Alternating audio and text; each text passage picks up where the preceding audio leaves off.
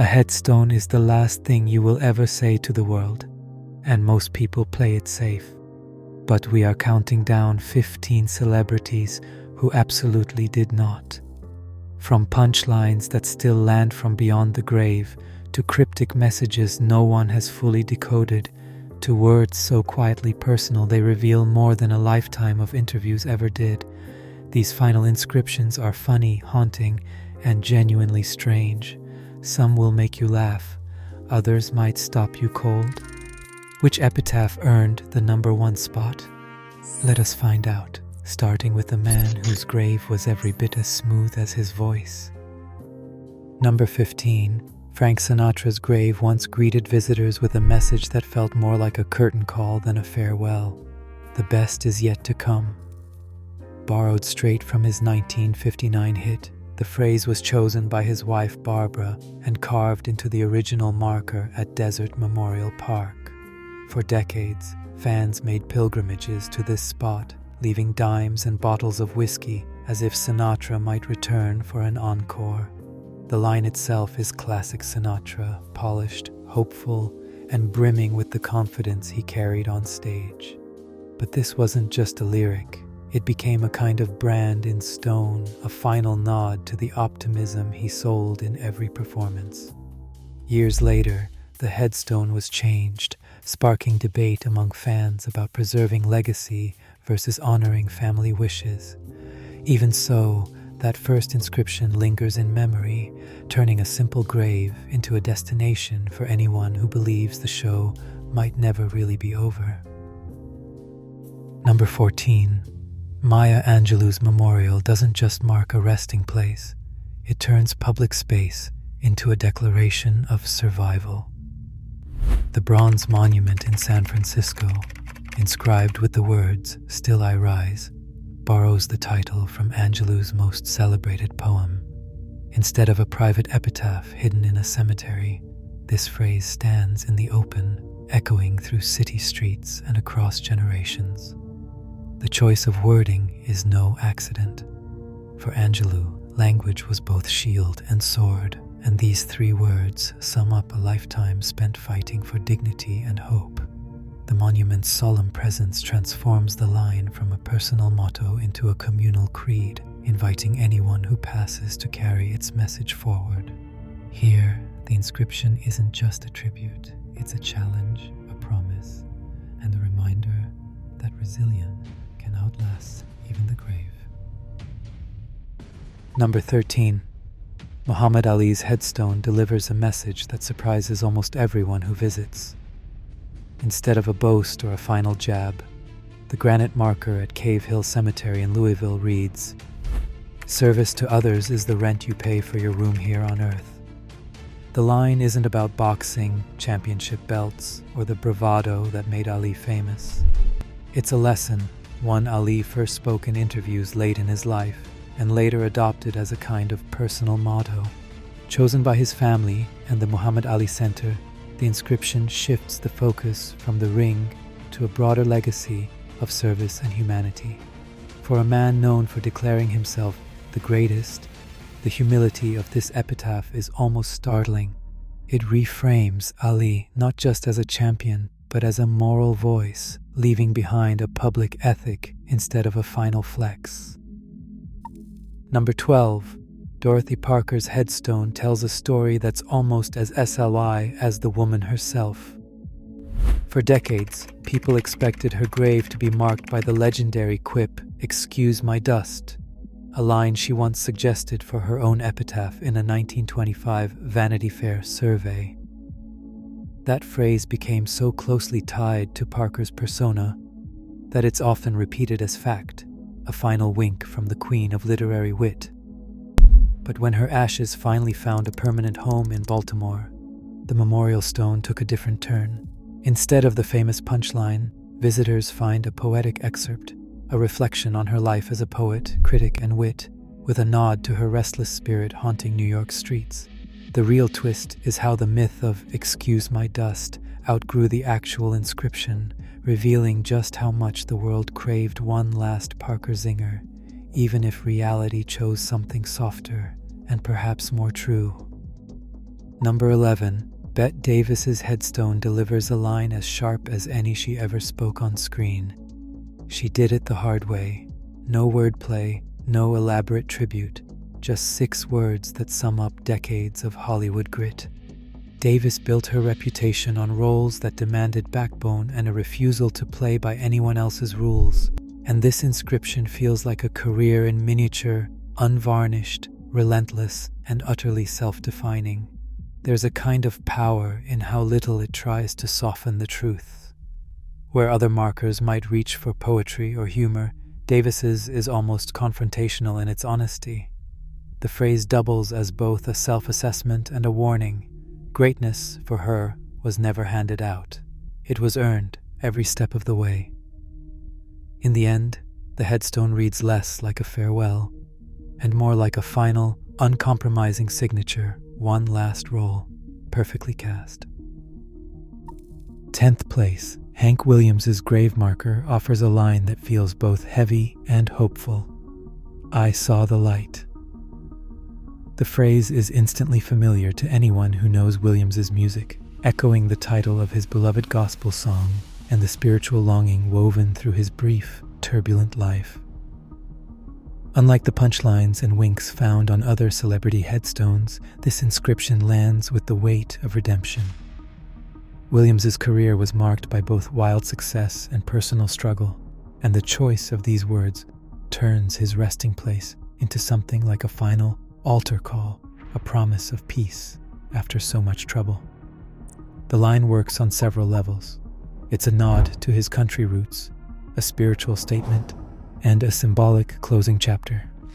Here, the inscription doesn't just recall a hit song, it reframes an early, tragic death with a note of grace, slowing the pace of the countdown for a moment of quiet sincerity.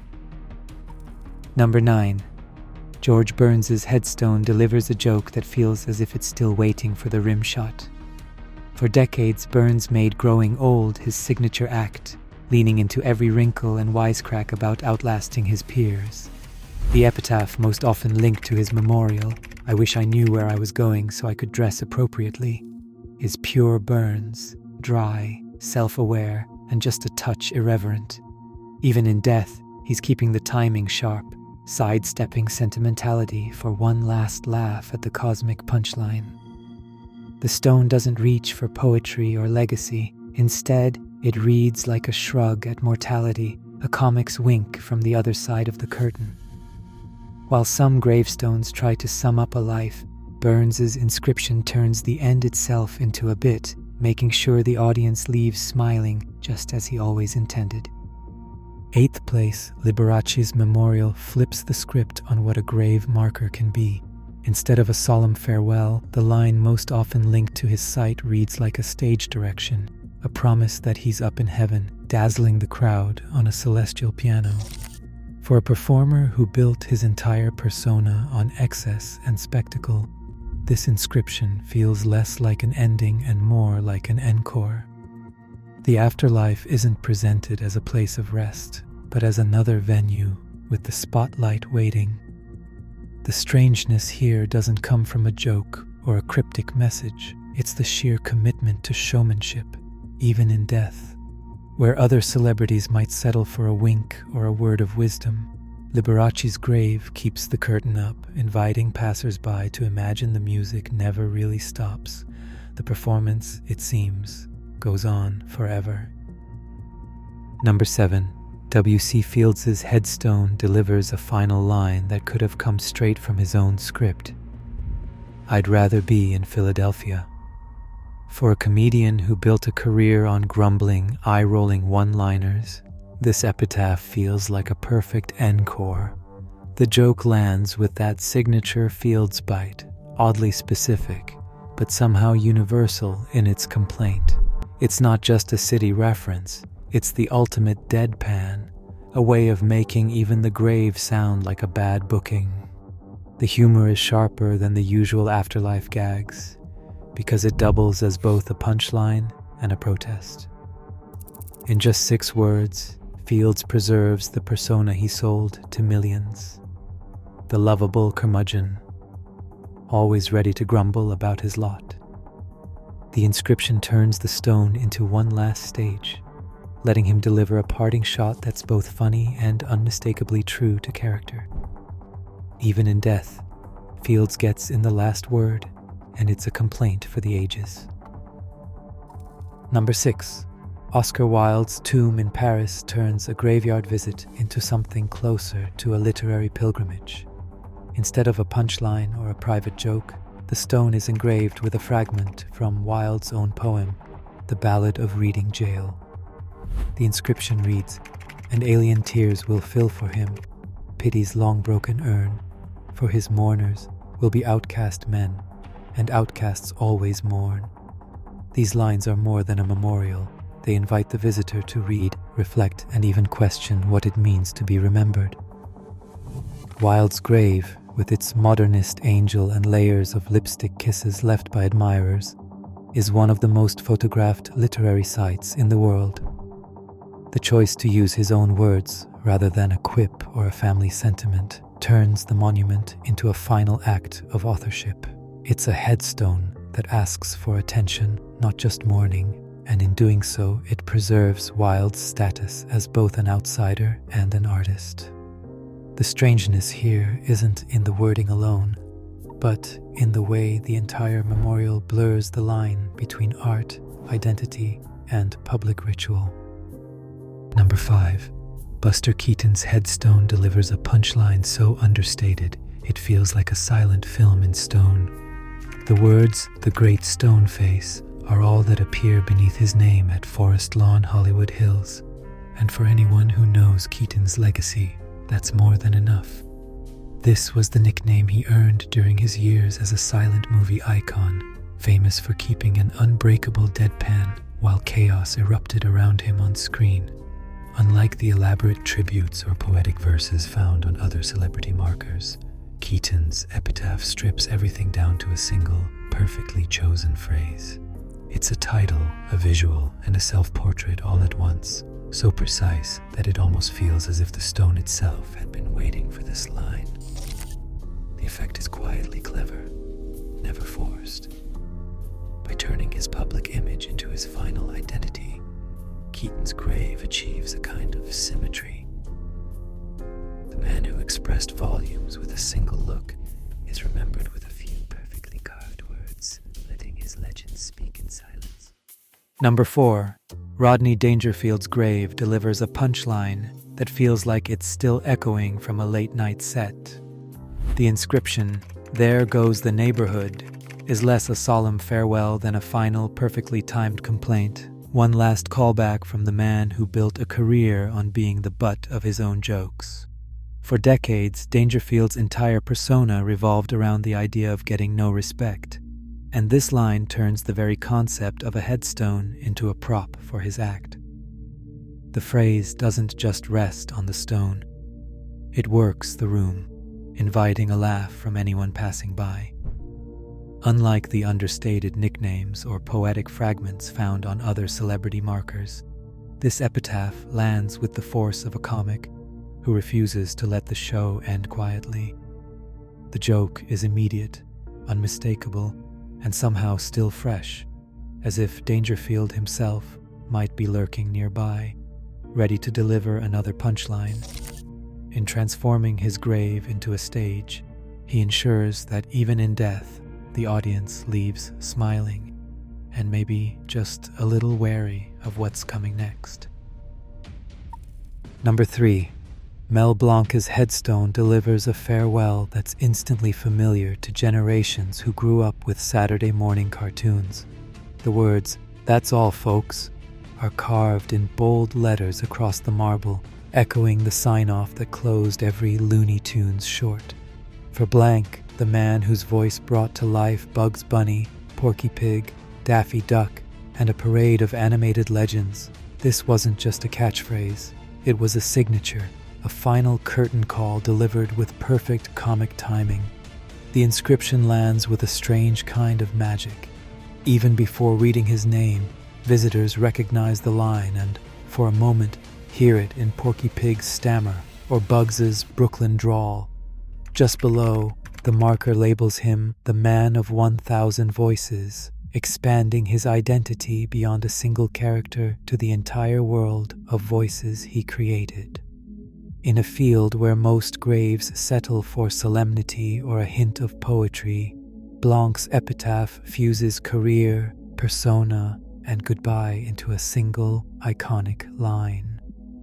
It's a headstone that feels less like an endpoint and more like one last, perfectly delivered punchline, leaving everyone who passes by with a smile and the sense that the show, in some way, goes on. Number 2, Spike Milligan's headstone delivers a joke so sharp it feels like he's still working the room from beneath the grass. The stone in Arundel, County Down, bears the words, "I told you I was ill," but not in English. Instead, Milligan's final punchline is carved in Gaelic. Dúir to mi leat go raibh me brewit. For a comedian who built his career on self-mockery and absurdity, this last line is both a warning and a wink. The phrase wasn't just a spur-of-the-moment gag. It was a running joke in his routines and interviews, the kind of refrain that made audiences laugh, even as it edged towards something darker. The choice to use Gaelic wasn't just for local color. It added a layer of mischief, as if Milligan wanted only the truly curious to get the joke. Over time, the inscription has become one of the most quoted celebrity epitaphs in the world, shared in books, postcards, and tours that treat the grave as a pilgrimage site for fans of irreverence. Unlike cryptic or mysterious inscriptions, Milligan's is brilliantly clear. Death itself becomes the setup, and the punchline lands with perfect timing. It's a final performance, delivered with the same audacity and clarity that defined his life, and it ensures that anyone passing by gets one last laugh just as he always intended. And finally, in first place, Jim Morrison's grave in Paris turns a simple headstone into a riddle that has puzzled fans and scholars for decades. Instead of a familiar lyric or a wry punchline, the bronze plaque at Père Lachaise Cemetery bears a line in ancient Greek, "Kata ton daimona eaftu." Those who make the pilgrimage to this corner of Paris often pause, tracing the unfamiliar letters, trying to unlock their meaning. Translators and devotees have debated the phrase for years. The literal reading is "according to his own daemon," but that word daemon is loaded with centuries of interpretation. In classical Greek, it means a guiding spirit, an inner force, not a demon but something closer to destiny or true self.